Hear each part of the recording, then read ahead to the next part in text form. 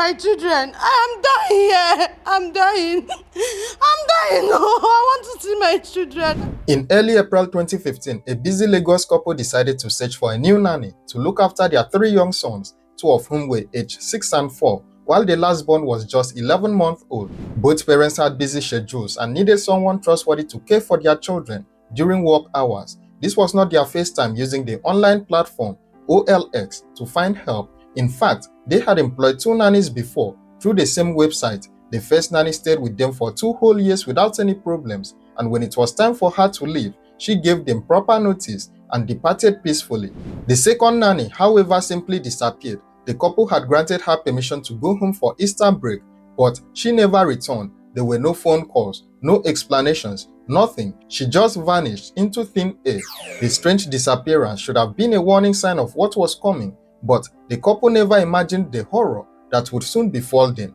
Desperate for help and with demanding jobs to attend to, the Orekoya family placed another advertisement on the website. Soon after, a woman who called herself Mary Adebiyi applied for the position. After interviewing her, the couple felt confident about their choice and hired her immediately. On April 7, 2015, Mary showed up for her first day of work. What happened that day left the couple feeling very amazed. According to Mrs. Orekoya, the new nanny was like an angel sent from heaven. She was exceptionally clean, well-trained and efficient. In just one day, Mary did more than their previous nannies had done in an entire month. The children seemed comfortable with her and everything appeared perfect. The couple went to bed that night, probably feeling relieved and deeply grateful. The next morning, April 8, 2015, Mary arrived for her second day of work.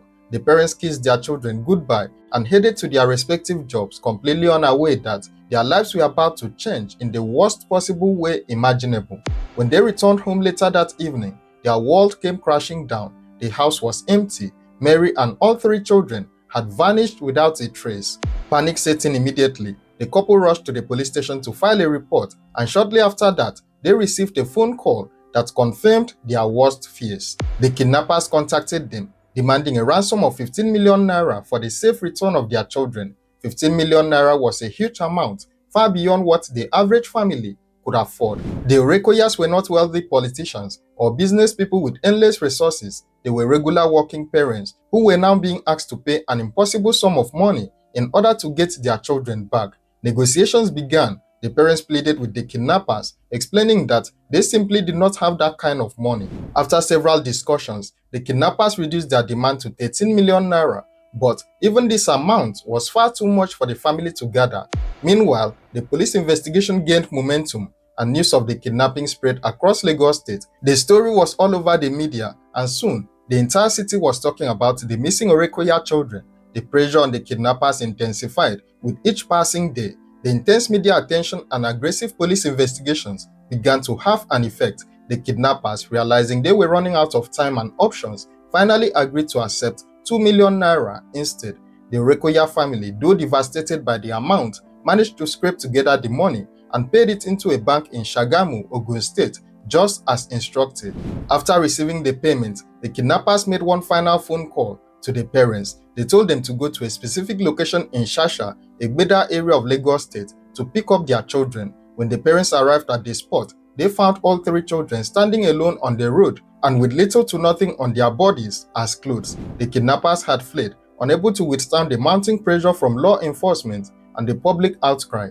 The parents took the boys to the hospital immediately. The boys were covered in mosquito bites and rashes, and they also looked poorly fed. They had been left barefooted in the street, but despite everything, they were alive, and that was all that mattered to their parents in that moment. However, the police were not satisfied. Yes, the children had been recovered, but justice had not been served. The investigation continued at full speed. Using advanced tracking technology, officers eventually traced the nanny's location. She was found working in a fan repair shop and was arrested immediately.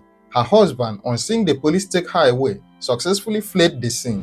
During questioning, the woman began singing like a bird. The woman's real name was not Mary Adebiyi at all. She was actually Fumilayo Adeyemi, a 35-year-old woman from Osun State, and this was not her first kidnapping. Fumilayo confessed that she had previously abducted 2 other children named Raphael and Michael from the Magodo area of Lagos State. She revealed that her entire family was involved in the kidnapping business. According to Funmilayo, she got the nanny job through her brother-in-law and his wife, who spent their time online searching for opportunities like this. On that fateful Wednesday morning, after the parents left for work, Funmilayo put the 11-month-old baby on her back, held the two older boys by their hands, and told them that she was taking them out to buy something nice. The children, trusting their new nanny, followed her willingly. She took them on a bus from Surulere to Ojo-Elegba, then to Iyana Igbaja, where she contacted her husband, Wahid Karim. Once at home, she kept the boys in one room. She fed the baby cereal instead of the pap he was used to. The older boys ate regular food and watched cartoons on television. According to her, the children never showed signs of missing home, perhaps too young to fully understand what was happening to them. The gang had also employed another girl to assist in looking after the children. They had lied to the nanny that the children were their relatives and also barred her from seeing some of the victims. Funmilayo claimed that her husband had initially told her he just wanted to collect a small amount of money from the parents. She said she was shocked when she heard the next day that the gang was demanding 15 million naira as ransom. When she challenged her husband about the huge sum, he told her to shut up. He reminded her that she had already played her part and that it was now time for the rest of the gang to do theirs. The only time Funmilayo said she felt any guilt was when she saw Mrs. Orekoya crying on national television. Until that moment, she claimed to have felt nothing about what she had done to the innocent family. The gang behind the kidnapping included Funmilayo herself, her husband Wahid Karim, her brother-in-law Hakim Karim, and her sister-in-law Ajoke Oseni. After the Orekoyas paid the 2 million naira ransom, Funmilayo revealed that her husband only gave her 30,000 naira as her share. So I resumed. So she went to work. On Wednesday, she went to work again. There was nobody at home. So I backed the baby one and I helped the ones that I could hold.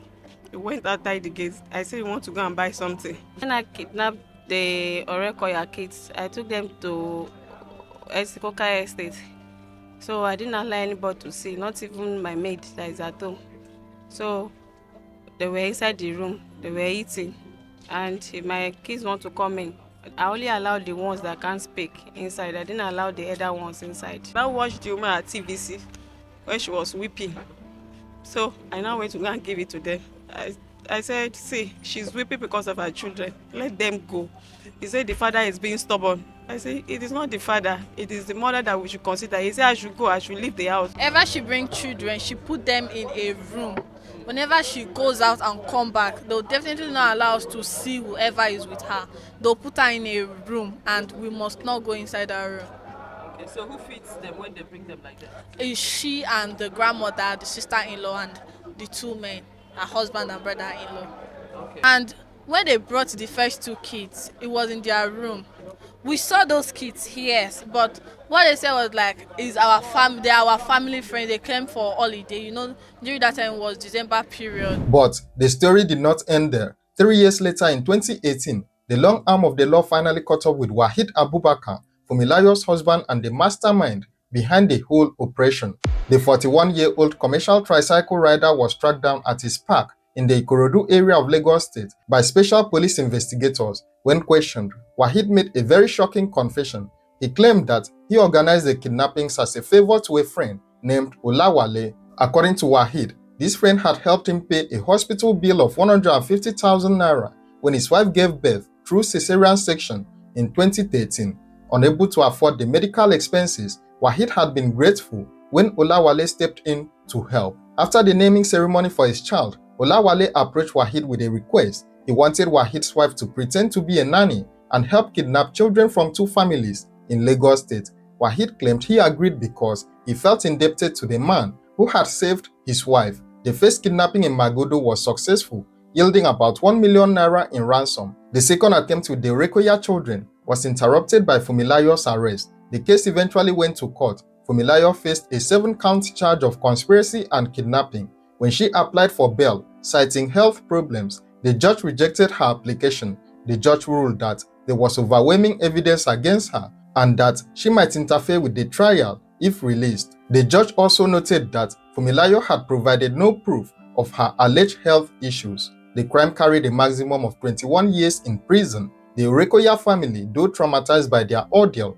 tried to move forward. They did not blame OLX for what happened, recognizing that evil can come from anywhere, even from people who seem like angels. Mrs. Orekoya admitted that the biggest mistake they made was trusting Fumilayo with their 3 kids. This story is shared to inform and educate you so that you will take your time to vet anyone you employ as a nanny to look after your kids. What are your thoughts on this case? Share your opinion in the comments below. And don't forget to like, share, and subscribe to this channel for more true crime stories.